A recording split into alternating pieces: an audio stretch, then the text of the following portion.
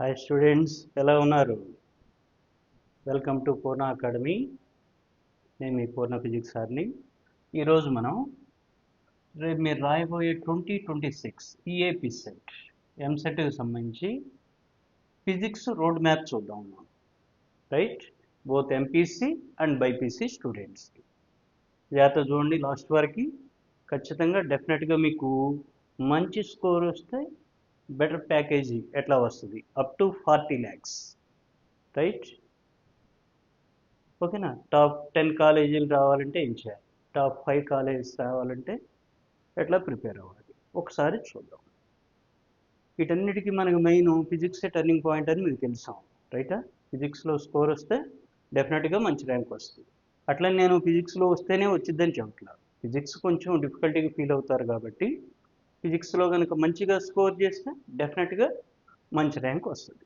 Right, అదేంటనేది ఒకసారి మనం physics road map చూద్దాం.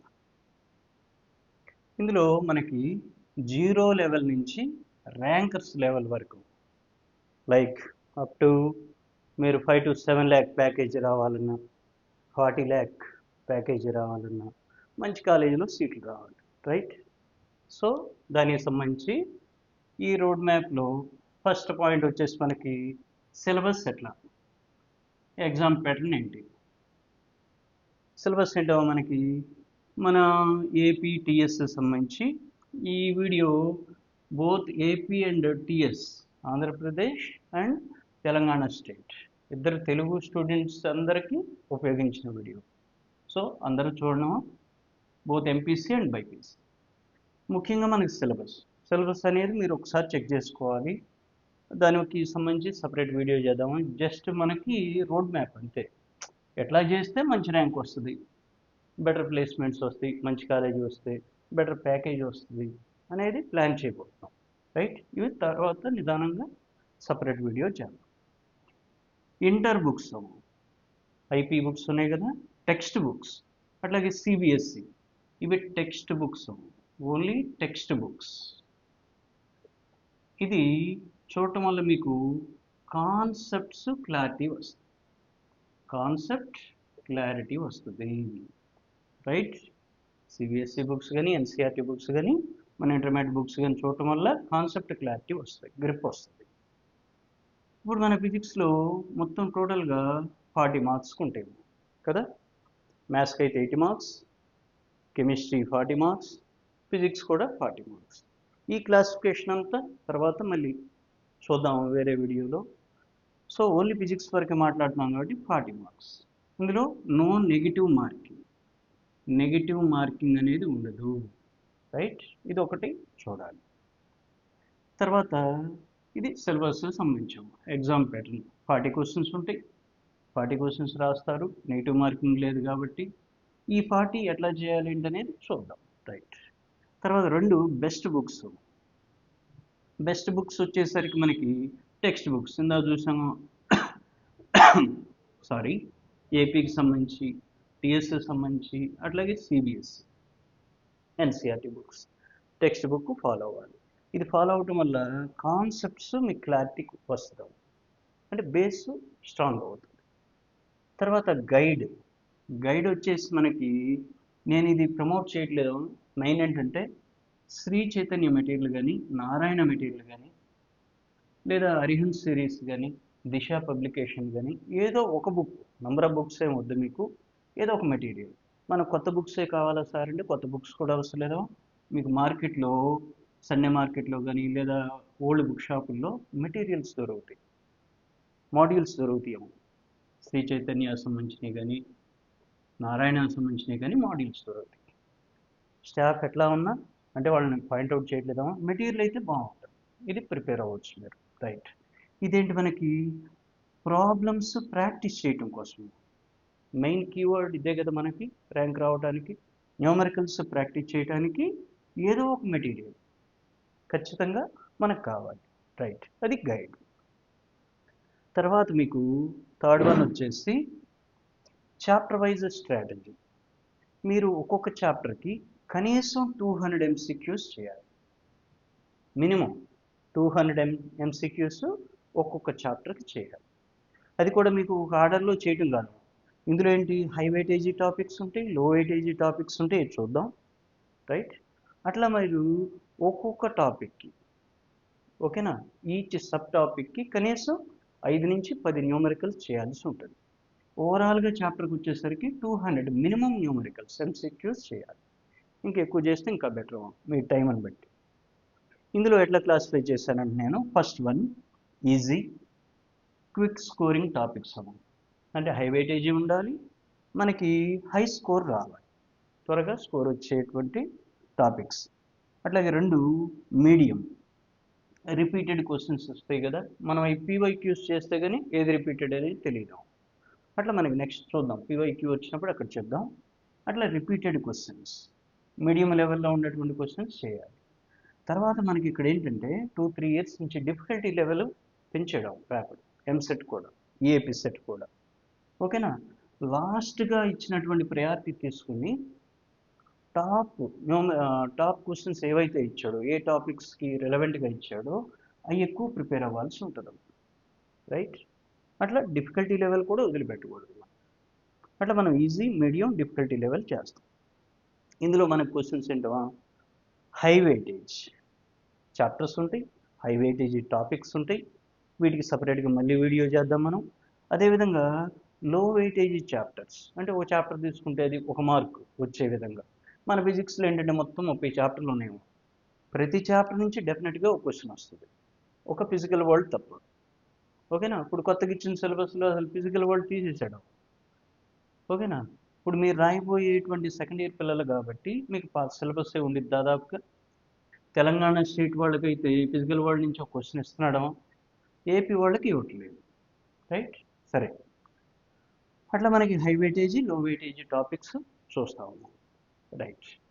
తర్వాత వచ్చేసి PYQs, very very very important. Previous year questions, past 10 years question papers చూడాలి మీరు. 10 సంవత్సరాల పేపర్లు ప్రాక్టీస్ చేయాల్సి ఉంటుంది. ఓకే. పీవైక్యూస్ ఇందులో టాపిక్ వైజ్ చేయాలి, చూడండి, టాపిక్ వైజ్, చాప్టర్ వైజ్ చేయాల్సి ఉంటుంది. రిపీట్ అవుతున్నాయి, కొంచెం జాగ్రత్తగా చేయటం. పీవైక్యూలో కూడాను రిపీటెడ్ టాపిక్స్ ఇస్తున్నాడు, ఇచ్చినయే మళ్ళీ ఇస్తున్నాడు. Like Newton second F equal to MA ఇచ్చాడు అనుకోండి, దానికి సంబంధించి లాజిక్ గేట్, అండ్ గేట్కి సంబంధించి ఇచ్చాడు అనుకోండి, దానికి సంబంధించి. అది మీరు పీవైక్యూస్ చేస్తుంటే మీకు క్లారిటీ వస్తాం. ఓకే. అట్లా రిపీట్ అవుతున్నటువంటి కొంచెం జాగ్రత్తగా చేయాల్సి ఉంటుంది. పీవైక్యూస్ అయితే మొత్తం చేస్తాం, టాపిక్ వైజ్ చేస్తాం, చాప్టర్ వైజ్ చేస్తాం. ఇక్కడ ఏంటంటే పీవైక్యూ మోడల్సే రిపీట్ అవుతున్నాయి, అది నేను చెప్తుంది. ఇచ్చిన మోడలే మళ్ళీ రిపీట్ అవుతుంది, మళ్ళీ రిపీట్ అవుతుంది. కొన్ని టాపిక్స్ అన్ని 40 బిట్స్ అని నేను చెప్పట్లా, ఎక్కువగా రిపీట్ అవుతున్నాయి ఇచ్చిన మోడల్సే.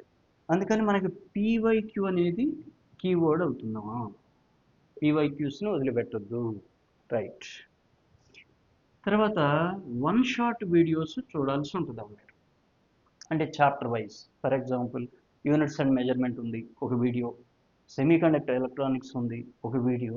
అట్లా 1 షాట్ వీడియోస్ చూడాలి మీరు, న్యూమరికల్స్ కోసం, కాన్సెప్ట్స్ కోసం. ముఖ్యంగా మన పూర్ణ అకాడమీ ఛానల్లో నేను ప్లాన్ చేస్తున్నాను, మొత్తం మనకి నియర్లీ 30 చాప్టర్స్ ఉన్నాయి. కనీసం హై వెయిటేజీ చాప్టర్స్ కన్నా 1 షాట్ వీడియోస్ చేద్దామన్న ఆలోచనలో ఉన్నాను. రైట్. ఓకే. తర్వాత షార్ట్ నోట్స్ ప్రిపేర్ చేయాలి. షార్ట్ నోట్స్లో ఏం చేయాలి మీరు, కాన్సెప్ట్ అంటే మనం పేరాలు రాయం, కీవర్డ్ ఏంటి దాంట్లో ఆ కీవర్డ్ రాస్తాం. రైట్. దానికి సంబంధించిన ఫార్ములే, 1 ఉంటే 1, 2 ఉంటే 2, ఎన్ని ఫార్ములాస్ ఉంటే అన్ని ఫార్ములాస్ నోట్ చేస్తాము. ఇది ఒక్కొక్క చాప్టర్కి 1 or 2 పేజెస్లో రాయాల్సి ఉంటుంది మీరు. పుస్తకాలు రాయకూడదు, మనకంత టైం ఉండదు లాస్ట్లో రివైజ్ చేయడానికి. రైట్. ఇప్పుడంటే టైం ఉంది, ఇప్పుడు ఎంత ఉంది మీకు, 9 months ఉందాము. కౌంట్ చేయండి, మేలో జరుగుతుంది ఎగ్జామ్, అవునా. జేఈ మెయిన్ మే 1st వీక్ 2nd వీక్ లోపు అయిపోయింది. అది అవగానే మీకు ఎంసెట్ ఉంటుంది. రైట్. సుమారుగా ఇవాళ 16వ తారీఖు కాబట్టి ఆగస్టు 9 నెలల టైం ఉంది మీకు, 9 months ఉంది. రైట్.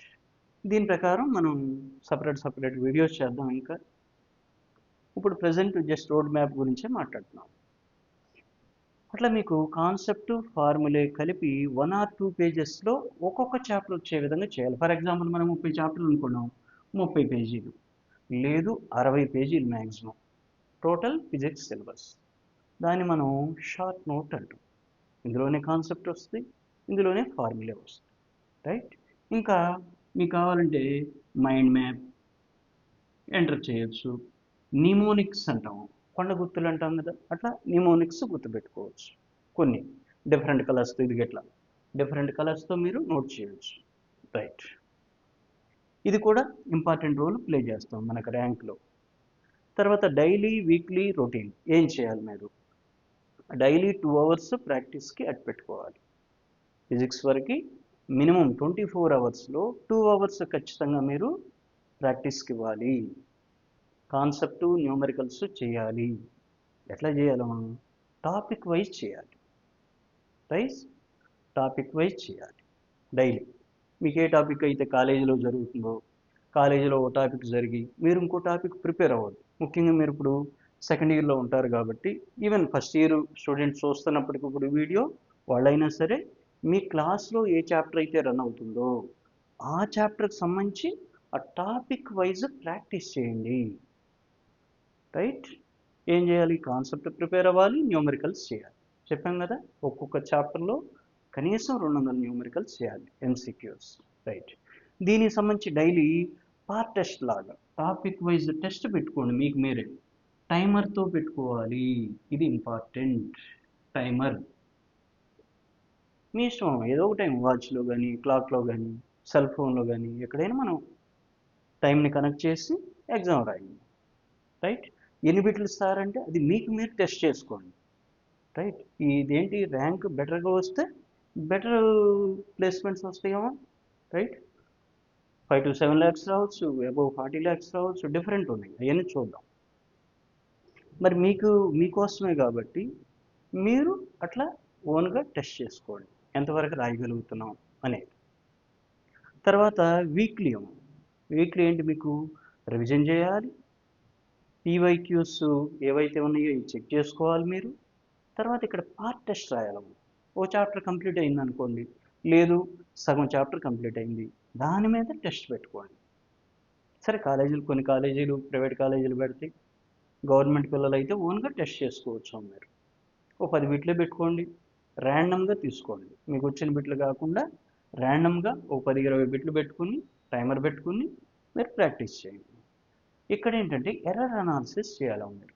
ఎక్కడ మీకు కరెక్ట్ అవుతుంది, ఎక్కడ రాంగ్ అవుతుంది, రైట్. ఎందుకు రాంగ్ అవుతుంది చెక్ చేయండి.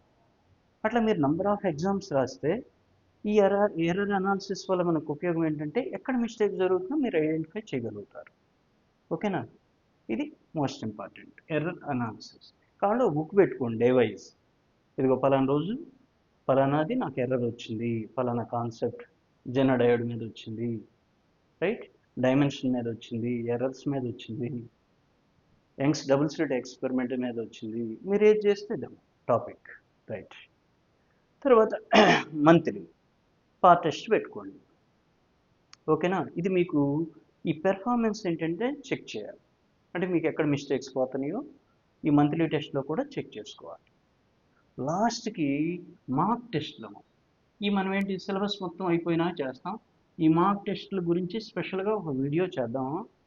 మన ఫిజిక్స్లో ఎక్కువ మార్కులు స్కోర్ చేయాలంటే ఈ mark test important role play చేస్తుంది. అది చూద్దాం నిదానం. ప్రస్తుతానికి ఇవి మనకి డైలీ, వీక్లీ, మంత్లీ, రైట్. తర్వాత రివిజన్.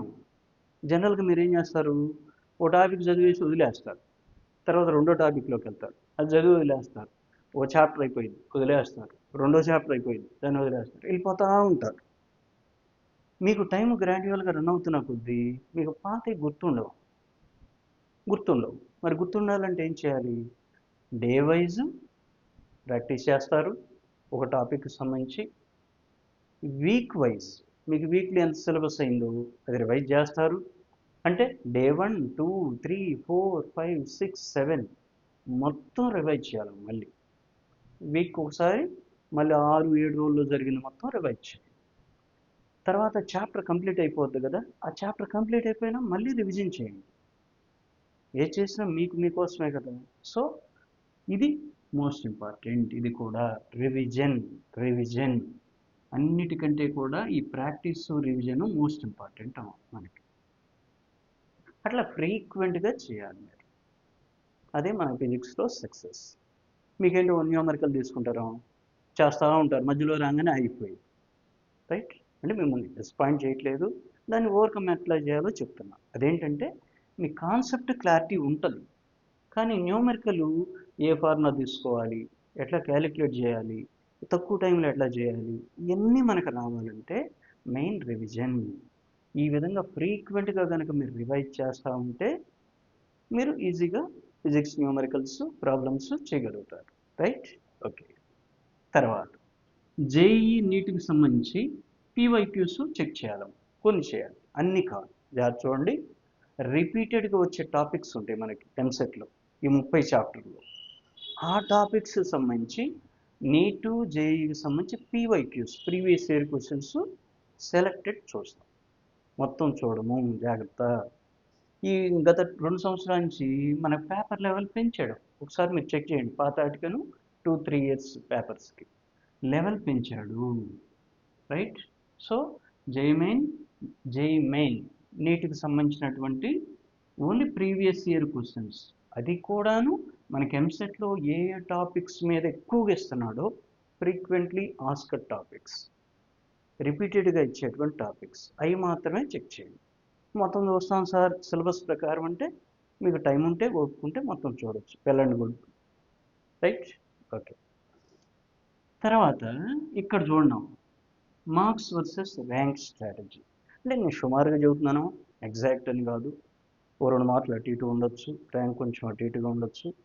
ఆన్ యావరేజ్ లాస్ట్ 5 ఇయర్స్లో కనుక చెక్ చేస్తే మనకి మీకేంటి ఫిజిక్స్ ఓన్లీ 40, కానీ మొత్తం 160 కదా పెట్టేది. సో 160కి కౌంట్ అవ్వండి, 160 గురించి చెప్తున్నాను. టోటల్గా మీకు 85 to 90 మార్క్స్ కనుక వచ్చి ఉంటే 3000 to 5000 రావడానికి అవకాశం ఉన్నాం ర్యాంక్. ఇదేమో మార్క్స్, ఇదేమో ర్యాంక్. అదేవిధంగా 90 to 100 మార్క్స్ కనుక వస్తే 160కి 1000 to 3000 ర్యాంక్ మధ్యలో ఉండడానికి పాసిబిలిటీ ఉంది. నేను సుమారుగా చెప్తున్నాను, రైట్. 100+ కనుక వస్తే అవుట్ ఆఫ్ 160 బిలో 1000 రావడానికి అవకాశం ఉంది మీ ఎంసెట్ ర్యాంక్.